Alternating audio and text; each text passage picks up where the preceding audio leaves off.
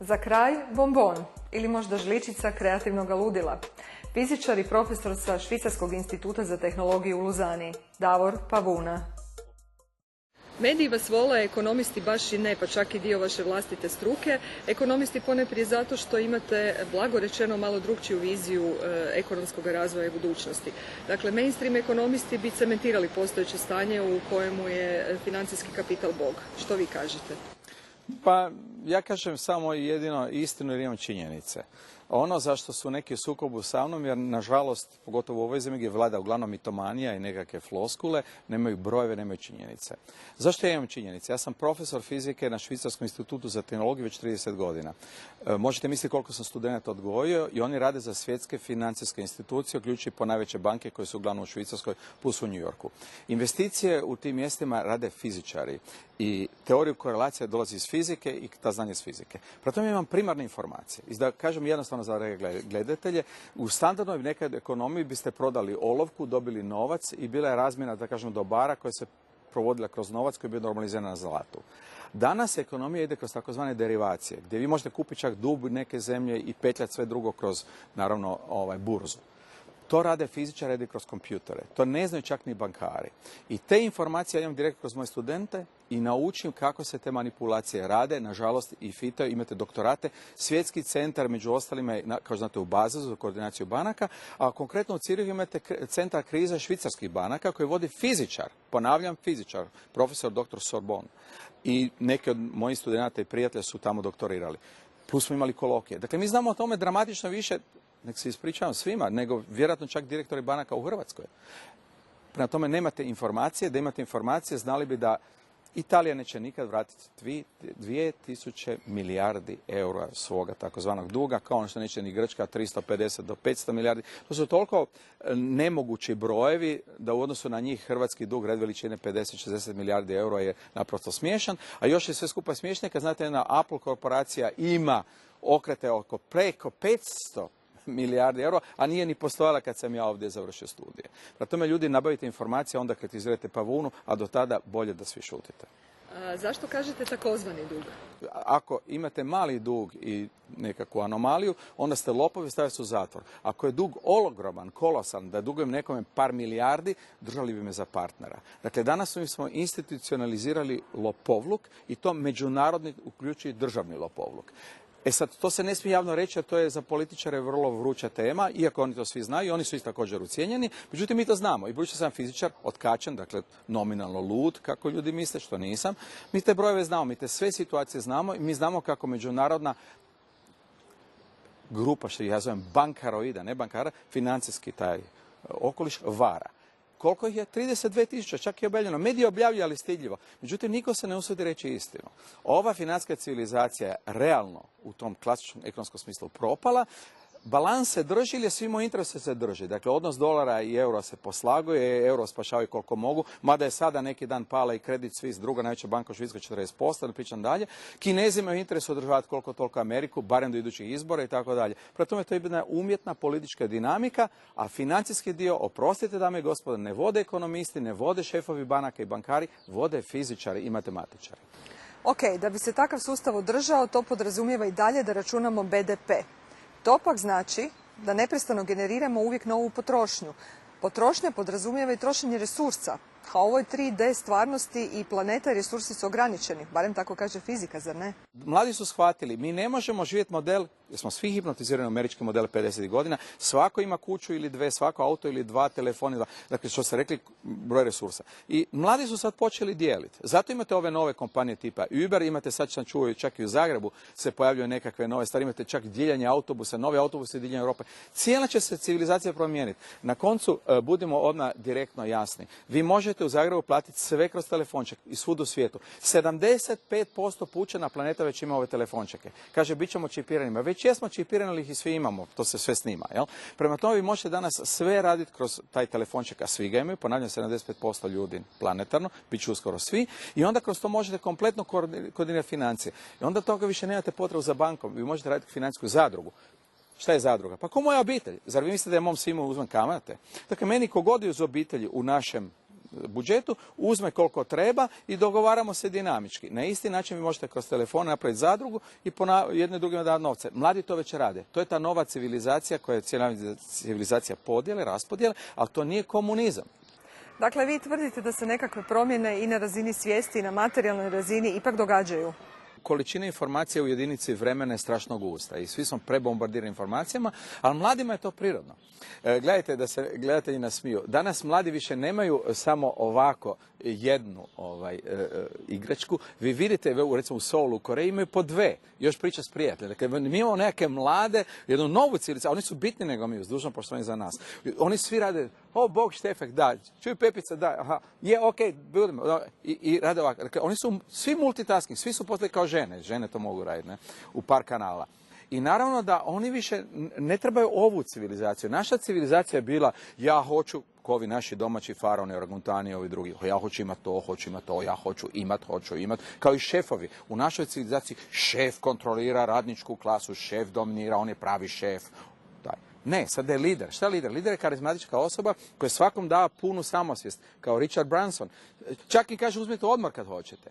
Glavno da se dešava akcija, da mi uspijevamo realizirati plan i program. Tako radim s mojim studentima, tako radim sa mojim svim briljantnim suradnicima. Ne kažem ti moraš to, tad. Ma radi čovječe kad hoćeš. U Google-u oni su cijeli dan i noć, u Apple-u isto, rade dan i noć, imaju picu, imaju igre, imaju šport, imaju kao tako radim i ja. Dakle, mi više nismo radnici u rudniku ugljena, mi više nismo ljudi koji rade za nadnicu. To je bio nekadašnji kapitalizam. Današnje društvo je postalo bitno socijalnije po definiciji, jer mladi ljudi hoće tu minimum socijale imati. I nemojte se zavarati, jedna zrela zemlja poput Švicarske, po čemu ona drugačija? Ona je u biti vrlo socijalna. Oni zaštite prvo najniži sloj. Jer ovi bogataši će uvijek biti, to ne budete nikad izbjegli. Ali svima ugodnije kad je zemlja 4 zvjezdice posvuda, nego kad imate kao u Americi. Imate takve neke slamove, nekakav pregađaj. U kraju imate u Brislu, imate cijeli jedan kvart gdje niko živ ne brani ući od raznih kakvih tipova. Ne? To ne ide. Ideja novog čovječanstva nije nekakav komunizam, nego upravo taj korelirani holizam. Jel? Sve to sad što ste rekli stvarno zvuči kao čista poezija, ali činjenica da većina Hrvatske živi ne u 91. nego u 41. i 45. Što dalje? Hrvatska košta, kad se svako jutro probudi gospodin premijer, ona njega košta 5 milijardi godišnje eurova. I tu ne mrete, vi ne možete sve preko noći promijeniti, ali međutim nemojmo opet ni lagati. Hrvati nisu siromašni. Prvo, mi u količinu nekretnina imamo najveću frakciju skoro u Europi. Dakle, imamo nekretnine, prvo. Drugo, imamo 40.000 mjesta u visokom obrazovanju, rađamo manje beba. Prema tome, to uopće nije isto, je floskula. Kod nas se svako može obrazovati ako hoće. Treće, više čak i u Hrvatskoj od 75% ljudi, čak 83, imaju telefončeka, čak veliki broj ima i 2. Dakle, totalno su borbeno spremni. Više od 61% su na internetu, svaki dan u stvari internet postao važniji nego televizija. To su brojevi iz hrvatskih medija. Idemo dalje. 7% visoko školovanje je više nego dovoljno da se napravi ta nova ekonomija o kojoj govorim, jer 3% koreliranih je dovoljno da se radi pomak, kao što se rekao, u Kaliforniji. Nakon toga nam je puno jeftinije sanirati socijalno nivou 5 milijardi, ali moramo napraviti hrvatsku ekonomiju koja nije 50 milijardi ili šta. Moramo napraviti 100 milijardi. Jer gledajte, količina znanja u poslijindustrijskoj ekonomiji je ogromna. Ove kompanije o kojima govore recimo u bilo gdje u svijetu relevantne, one su kompanije znanja. Dakle, znanje je postindustrijska kategorija, korelirano znanje. A ne više, znate, plug i motika. Plug i motika da, ali oni su bitni za zdravu ishranu. Gledajte Švicarsku, u selu gdje ja živim, Nestle menadžeri su mi susjedi, tamo Nestle korporacija. Prvo, ta korporacija je 2 puta veća nego Hrvatska. Nestle korporacija, koja je nekada bila manja. Drugo, nijedan njihov menadžer ne kupuje svoje proizvode, nego kupuju mlijeko kod mljekara, pokakanu hranu, što ja kažem, zelenjavu lokalno, imamo izvorsku vodu ili živimo u Alpama. To su kategorije koje se mora zaštititi. Nema formule se u Hrvatskoj prodaje voda, jer imamo jako dobru stratešku vodu, to je bitno za zemlju, i da se daju Monsanto ili nekom trećem koji radi genetski modificirane biljke, Slavonija. To je totalni kretenizam. Ako smo napravili to, prodali smo sami sebi svoj život. Međutim, ako idemo na ovo što zovem državu znanja, koja će biti, ona je skupa jer je naša socijala skupa. I tu ne možete ništa. Svaki premijer koji radi strategiju, svaka zemlja koja radi strategiju, lijevi i desni, to napravi Europska unija za nas, zna da Hrvatska od ranog jutra košta 5 milijardi godišnje. Šta to znači? Moramo zaraditi više. A ko? Pa neće sada penzioneri moći zaraditi, neće moći zaraditi ovi koji su sada sitni radnici. Moramo se totalno mobilizirati. Iz svega ovo što ste vi do sada rekli, potpuno je jasno da ste vi jako fokusirani na pozitivu. Nažalost, većina hrvatskih poduzetnika, pa čak i oni koji su jako uspješni, su prilično fokusirani isključivo na negativno, na sve ono što ne valja u ovoj zemlji. Ne kaže li čak i kvantna fizika da kada se fokusiraš na negativno, da ti se to negativno uvećava? Kvantna fizika je vrlo precizna. Vaše stanje svijesti utječe na događaje. I prema tome, prva stvar koju bi trebalo u Hrvatskoj je da meni date hrvatsku televiziju. Doslovce, ne mislim meni kao meni, nego takvim ljudima koji to znamo. Jer ako svaki dan, na primjer 10-15 minuta prije dnevnika, mi možemo ljudima reći, gledajte, ne, to se može drugačije, a mi to znamo i to ne od jučer i nismo mi jedini, nemojte vi sad to ja izumio, onda će se mijenjati svijest ljudi. Dakle, moje predavanje je danas i ovdje na Lider skupu, yes we can, da, mi možemo. Mi živimo u modelu gdje je jedno tijelo, jedan glas. A to su već davno znali i Aristotel i Sokrat. Ako pitaš 3 pastira, onda oni nadglasaju dvojicu mudraca. Da li će društvo voditi mudraci ili narod? Demokracija, ja se ispričavam, ja jesam to još najbolji loš sistem koji imamo u tom smislu. Ali u realnosti mudri, pametni i znalci moraju voditi društvo. Zašto? Jer su svi problemi postali ekspertni. Znači, specifični. I prema tome nemojte imati iluzija da će planetarne probleme, kad će se dešavati dalje katastrofe i sve, moći voditi demokratski izabrani ljudi koji će odći za više glasova. To je nažalost tako. Dalje, dimenzija percepcije. Vi imate ljude, svi kompozitori, svi ovi genijalci, oni vide više. Kaže, tko leti više, dalje vidi. Čovjek nije trodimenzionalno biće. Vrijeme je iluzija, mi to danas znamo, mi to čak u fizici. Mi u fizici danas imamo 22 dimenzije. Jer kad ja to pričam, kaže, on je lud, on je fizičar. Ma to svi fizičari znaju. Samo oni to ne pričaju javno, ja govorim javno, to je jedina razlika. I taj fazni prijelaz je u tijeku. Na koncu, nije li nam ovaj telefonček toliko pridružio bilo koga da vi ste trenutno u kontaktu praktički i sa Beijingom, i sa New Yorkom, i sa Londonom, a da ne govorimo dalje. Idemo još dalje, dame i gospodo. Ako vi mislite da se ništa ne dešava u prostoru i vremenu, to je krivo, ali ne mogu ja vama cijelu kvantnu fiziku ovdje ispričati, a pogotovo ne postkvantnu. A postkvantna vam kaže jednostavno, vrlo precizno. Vi ste i kreatori i glumci u vlastitom filmu svijesti. To nisam izumio ja. To je već dugo poznato. I na koncu, pogledajte, imate čak u teatrima da i režiser ponekad stavi ljude i nema čak ni skripta. Glumci se stave i dešava se jedan teatar dinamike spontane među dijelom među ljudima. U stvari i velike kompanije danas to tako rade. Kad sam rekao o liderima, lider postavi cilj i pusti briljantne ljude neka ga ostvare. Ako gledate u nogometu, koji je puno bliži većini pučanina, pa ne radi se više nogomet ti ćeš to raditi. Pa ne morate igrače u dinamici na terenu imati tako. Nego im trener kaže, čujte, imamo tu viziju. Tu pazite ovako, pazite ti ovo i savršeno znate kako se pobjeđuje u nogometu. I vrlo mi je drago reći vama, dame i gospodo, ja sam razgovarao sa obitelji Kostelić jednom na letu i tako dalje. Obitelj Kostelić je primjer. Svi su bili protiv njih. Sva ova Vruška i ova i ona. Oni nije otkuda su postali svjetski pobjednici do te mjere da se FIS i sve živo mogla mijenjati.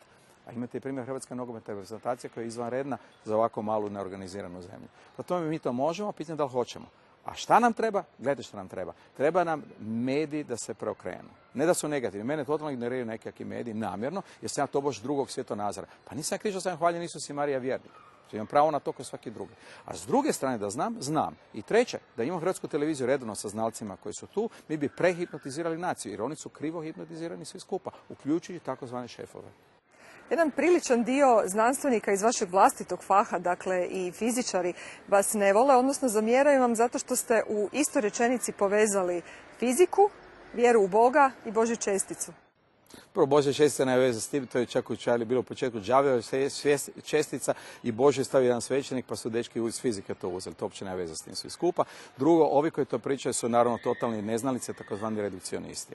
U Švicarskoj je ključni zakon je u ime dragog Boga sve moguće, to je Ustav Švicarske. Kod mene je na institutu, kod Švicarski institut tehnologije vjernik i dekan i šef fizike i prijatelj, 28 godina se molimo Isusu Kristu u mom uredu. Prema tome, u tim zemljama je normalno. Na Oxfordu imate gospodina Maddoxa, profesora matematike, koji čak je došao k nama pričati o dragom Bogu i sve skupa. To je u normalnim zemljama normalno. Ovdje je bolševizam. Oni su redukcionisti. Oni, nažalost, jedan dobar moj kolega, prvo oni lažu. Većina čak mojih kolega i akademika su vjernici. Ja to javno kažem. Ja neću reći ko su, radi toga što im je ugodnije živjeti ovako. Međutim, to prosto nije istina. Drugo, čak je znanost proizišla iz metafizike religijske. Da vas ne gnjavim.